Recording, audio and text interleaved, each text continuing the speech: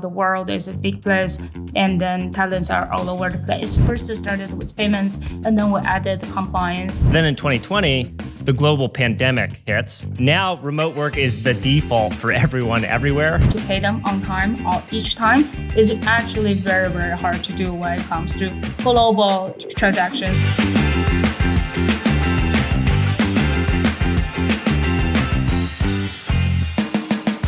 So we have an awesome program for you today. We're going to be talking with Shuo, the founder of Deel. So Deel is the all-in-one HR platform for global teams. They help companies of all sizes, anywhere from a 2-person startup to publicly traded companies, manage contractors and full-time employees in 150 plus countries around the world. So I first met the founders in 2019, shortly after they had graduated YC's winter batch. They were a small, scrappy team, but clearly onto something pretty big. They'd had a lot of success selling their product to their other batchmates. And so I actually had them present at one of our events for the Cambridge community in downtown San Francisco in October of 2019. And then a few months later, when I was still at Andreessen Horowitz, we ended up leading their Series A. We were obviously quite excited about what they were building, even back in 2019. And they become one of the fastest growing companies in the history of A16Z.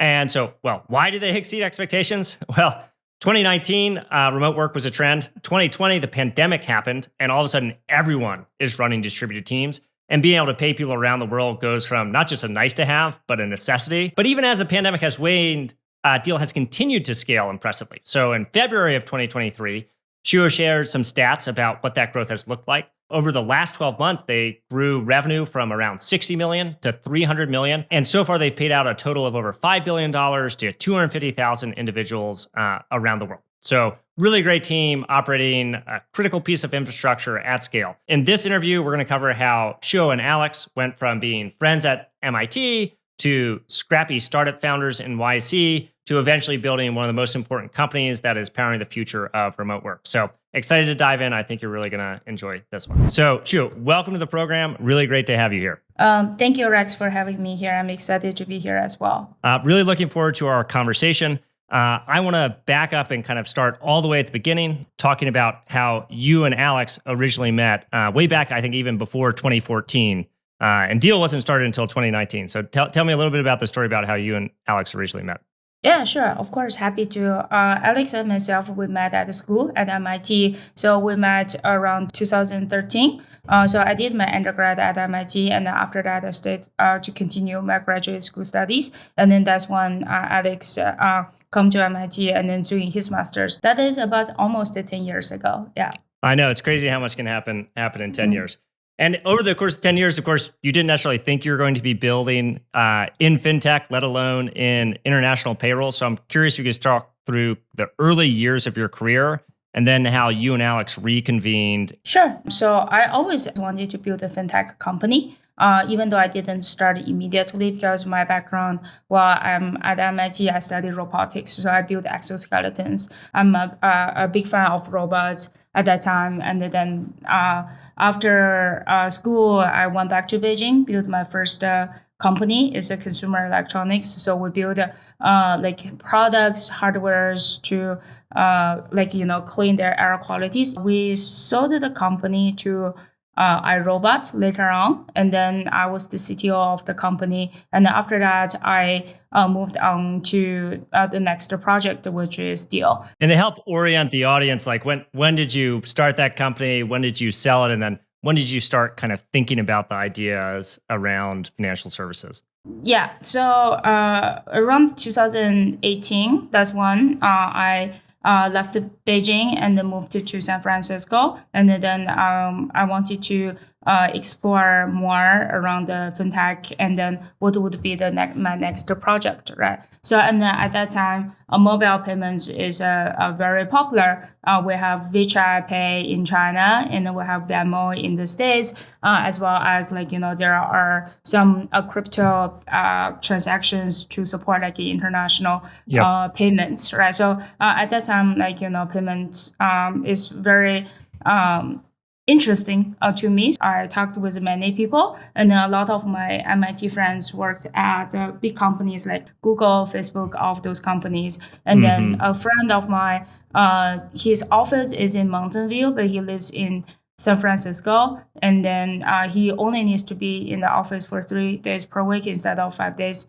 And then I was thinking, oh, wow, that's so cool that you can work remotely from home. And then I was like, if big companies like Google are already supporting that, maybe other companies will be doing the same. So that's what I started to think about, work remotely plus payments. And then at that time, Alex is in Tel Aviv. And then Alex and myself were really good friends, so we have very international backgrounds as well. And then we work with international talents, and then we understand that the world is a big place, and then talents are all over the place, right? So if we want to work with the best talents out there, it may not be just in San Francisco. So that's why we started to think about, okay, hey, we wanted to build an international payment platform to support and then pay talents globally. You were ideating on this, and I think that's important to mention, in 2018, and then went to YC in early 2019, which is before the pandemic, before there's this huge mega trend behind remote work. Inside the Y Combinator, we started to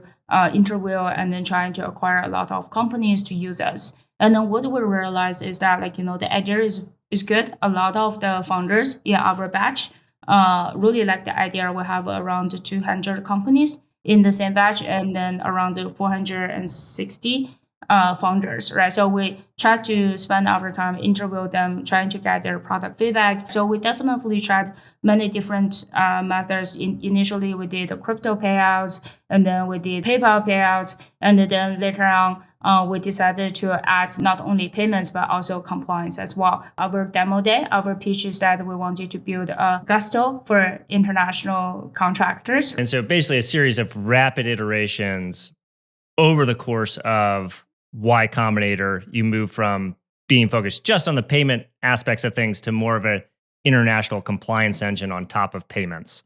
And then getting a lot of continuous feedback from your batchmates, et cetera. I'm curious to understand too, what was the MVP? Because, today you are 2,500 employees. You've helped disperse over $5 billion around the globe. You support 15,000 customers. But there was a time when you were very small, you were very scrappy. And so what did that MVP look like, say, just after demo day? Yeah, definitely. So just after demo day, we built our infrastructure based on top of all kinds of payment providers. So we first integrated with PayPal, and then later on we added TransferWise, and then basically all the digital wallets out there that supports international contractors to receive payments. We would aggregate and integrate it to our platform. And then at the very beginning, we started with international independent contractors, and then to add the compliance piece, we built a locally compliant contract on our platform. So for example, if you are a US company, you want to hire a talent in Sweden, and then we will provide you a template that is compliant with Swedish local labor law. Yeah, I think that's a very important point is, you didn't have to build the payments layer, right? You were able to stand on top of pre-existing infrastructure. And I think that's one of the really exciting things about fintech today is that the infrastructure is better. So you have these building blocks where you can try and build and launch a new product like Deel. But then you have to build your own set of infrastructure and kind of critical products on top of that, which in many ways for Deel is the kind of compliance aspects of what you do, right? Digesting all the local labor laws in 150 countries and making that easily accessible to the companies that you work with. So you're not just moving money, you're helping move money in a compliant fashion. So you graduate from the batch in winter of 2019. I'm curious to understand what the 6 months or so of the company's timeline right after demo day looked like in terms of what you had to build, basically get a sense of the early days of Deel as you started to scale. So we started with our batchmates, and then after that, we expanded our user acquisition across the entire YC community. And our first 100 clients are all from Y Combinator, as well as with a lot of our investor introductions. Then from that, we realized that, hey, there is actually a huge need. We interviewed a lot of clients, we gathered their feedback, and then we develop our product based on their feedback, right? So we first started with payments, and then we added compliance. We worked with local labor law lawyers, and then we created the 160 contract templates that embedded in our platform. So wherever that you want to hire an independent contractor in any specific country, we'll be able to support you on that. And then I think the third one is we started to build products around to support all kinds of independent contractors, not only the fixed contract, but also hourly contract, milestone contract, task-based contract. And after that, Alex and myself, we spent the first 6 months of our time doing support. I was based in the States at that time, and Alex is based in Europe. So we cover like pretty much all time zones. Yeah, I want to pull on a couple themes. You talked about how having lawyers go through and review all the local regulations was a big part of the initial product. And I think that relates to a theme I often like to talk about, which is sometimes the most important product people at a tech company, or at least at a fintech company, are your product counsel, people who understand the regulatory aspects of what you are doing and then can help translate that and implement it in code. And then also, I think another thing too is one of the best ways to learn how the business operates and to get customer feedback is to be in support. And for founders, often you have no choice because you're a very small team. But even at scale, having your employees rotate through support functions give you a great lens of how the product is actually working or not working at scale in the real world. So that's great just to understand some of the initial build over those first 6 months. And then you ended up raising an A from us, or at least at the time I was at Andreessen Horowitz when the business was growing very quickly. But then in 2020, the global pandemic hits and remote work was already a trend. Now remote work is the default for everyone everywhere. And the growth and the customer demand gets a huge acceleration. And I'm curious if you could talk through, for those 2 years post the pandemic, what were the hardest parts about scaling the company and what it looked like to help build and grow the revenue organization at Deel? Yeah, definitely. We raised our Series A at the beginning of 2020, right before the pandemic. Remote work is already very popular at that time. My problem of scaling the team and then keep up the growth is changes all the time, right? So every year, every different stage, I would have different problems, and then I need to solve those problems, hire different people, build a different team, and then build a different strategy as well to grow the company, right? And then when it comes to manage one person sales team versus 10 people sales team versus 100 people sales team versus what we have today is 500 people in the sales organization is all very different. At the very beginning, it's all about how you develop the pitch, how you deliver the product, what our products is, right? Later on is more around how we can solve a problem for our clients. And then also as we grow, so initially, our focus is around SMBs, but today we have a lot of global strategic accounts and enterprise companies using Deel to run payroll and then to support their companies across, let's say 20, 30 different countries. And I think that's not uncommon for tech companies or fintech companies where you start with a bottoms up go-to-market serving really small clients. You guys started with people who are your YC batchmates. Yeah. But as you grow, you often end up moving dramatically up market and having large enterprises rely on your product. And that's a completely different sales cycle, sales motion, whole different set of product needs. That whole enterprise sales motion is a big leap for a company to make. So I'm curious to hear your thoughts on how you made that transition from more of the SMB kind of small scale sales to the enterprise type sales. Deel is a little bit unique because we are very international and then fully remote team since day one. And then that makes our product be able to serve or help clients not only based in North America, but also globally, including EMEA, LATAM, and APAC. So that was our strategy initially. We have a global sales team since day one that help us to understand the market, understand our clients from different stages, from SMB, mid-market to enterprise. So when it comes to hey, we want to close some of the enterprise clients, we're already in the radar. We will need to build a account strategy for every single account out there, right? So because typically for enterprise clients, you don't talk with one person. You may talk with their entire legal team. You may talk with their entire payroll team or their entire HR team, right? It could be 10, 20 people. When it comes to enterprise sales, it's all about project management. Yeah, absolutely. And I think that's one of the hard parts about growing an enterprise sales org. It's not like you're just building an enterprise sales team. You often having to build a lot of other organizations as well, because you're not just a product company, you become a solutions company. So you need the sales team, you need the sales engineering team, which relates to the implementation, and then you need the customer success team. And you're having to do this while building a team of 500 sales folks around the world in different centers with a changing product. And so it's a lot to build. But you mentioned something else I wanted to touch on, which is not just how you have to change the enterprise sales organization, but also how you had to make a lot of product changes to become more enterprise ready.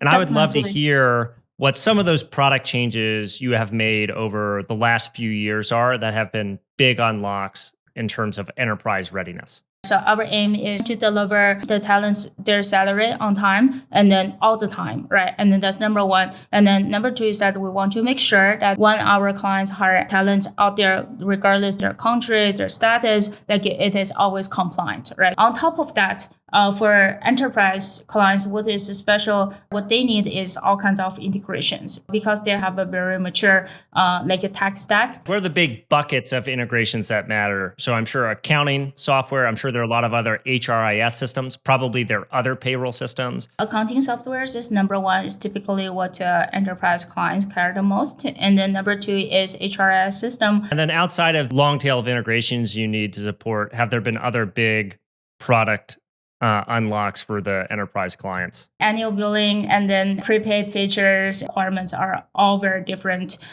compared to SMB clients or mid-market clients, right? And then how we build the net pay, how we build invoices that fits in to different enterprise clients' needs are all very customized. So you guys are mostly a B2B company, right? You're selling international payroll to companies to support their workers.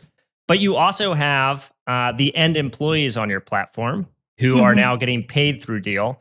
And I'm curious what kind of products and features you're thinking about building out now or have built out recently for those end employees. So we have different models today, right? So we started to support companies to pay independent contractors, right? And then towards the end of 2020, we added our employer of record product. And then in 2022, we released our global payroll product for any companies that have an entity in any specific countries. We'll be able to help them to run payroll locally. So basically the kind of product progression has been originally support independent contractors who are probably not associated with any legal entity of the company or of Deel, to then being able to support employees globally who are technically affiliated with the Deel legal entity, but employed or contracting in some sense with the employer, to now actually allowing people to run what's truly global remote payroll, where they bring their own legal entities and you're simply the payroll and compliance engine on top of that, which is super exciting. I think points to the ways in which the product has